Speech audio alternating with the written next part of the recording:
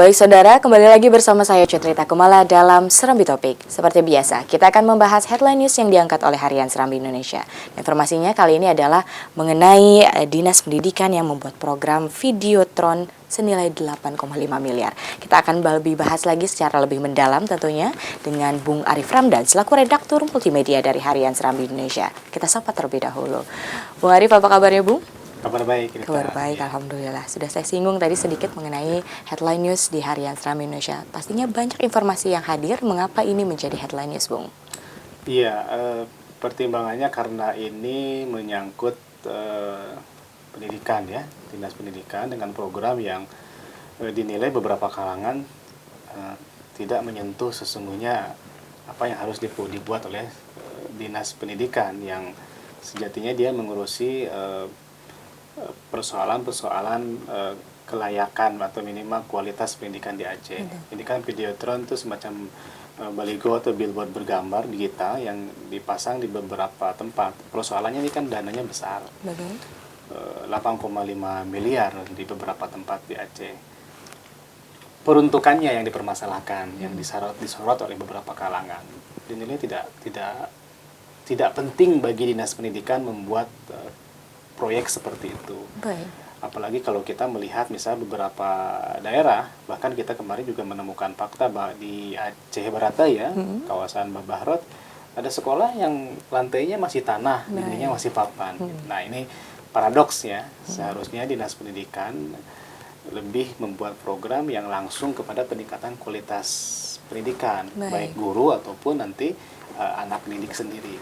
Seperti itu. Nah ini kita coba kemukakan temuan-temuan ini dan juga komentar-komentar ahli di bidang itu. Betul. Nah ini kan 8,5 miliar kan uang yang sangat besar.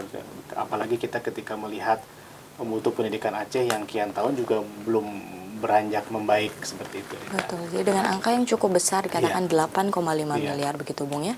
Pastinya juga disorot oleh beberapa ahli pendidikan juga yang salah satunya adalah di sini dikatakan oleh Gufran selaku dosen UIN Banda Aceh.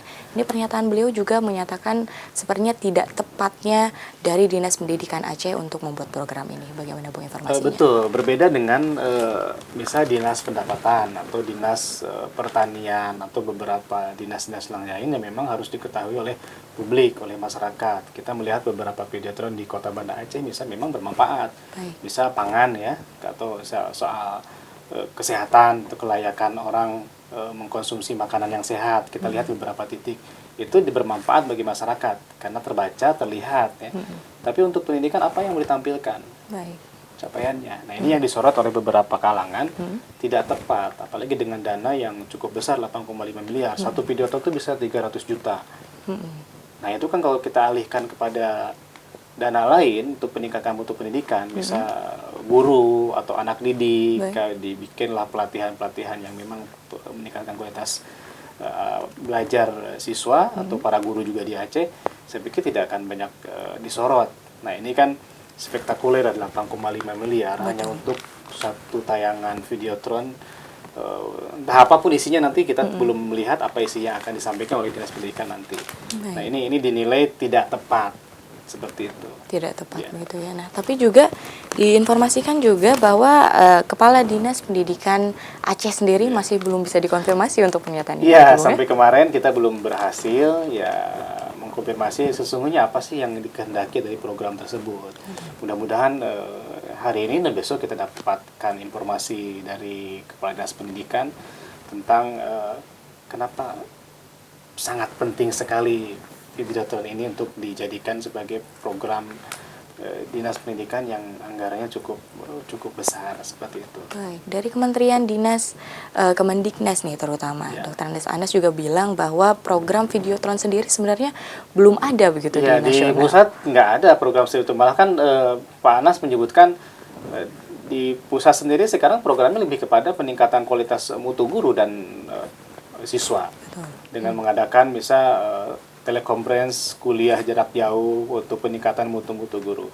Dan saya pikir itu juga sangat tepat. Ketimbang berdiri satu videotron, siapa yang mau lihat? Nah, apa juga yang mau disampaikan, sasarannya tidak tepat. Jadi yang dinilai oleh beberapa kalangan suatu program yang katakan mubazir. Masih banyak program-program lain yang Dinas Pendidikan bisa mengarahkan alokasi anggarannya ke situ. Tadi misalnya di Aceh Barat Daya, sekolah tanpa lantai, itu jelas di depan kita. Nah, sebenarnya itu yang lebih disorot gitu, lebih diutamakan hal seperti itu. Baik, dari teman-teman redaksi sendiri melihat ini angka yang cukup fantastis begitu, 8,5 miliar. Apakah cukup wajar begitu untuk program Videotron tersebut begitu, Bung? Itu tadi beberapa kalangan menyorot itu tidak wajar. Tapi ini kan sudah anggarkan dan akan dibangun, tetapi DPR sendiri sudah berkomentar di sini kalau memang itu dipersoalkan dan masyarakat menilai sesuatu yang katakan mubazir, tidak tepat, akan direvisi ulang.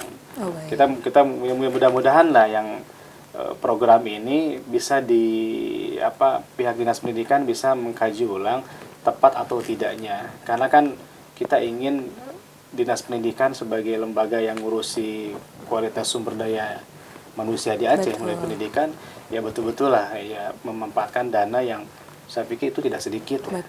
Capaiannya juga harus betul-betul bermanfaat bagi masyarakat. Baik, pastinya nanti masih kita tunggu untuk ini kan akan dibangun di beberapa titik ya, seperti di PD, di Tamiang. Ya, kita lihat progresnya hari ini.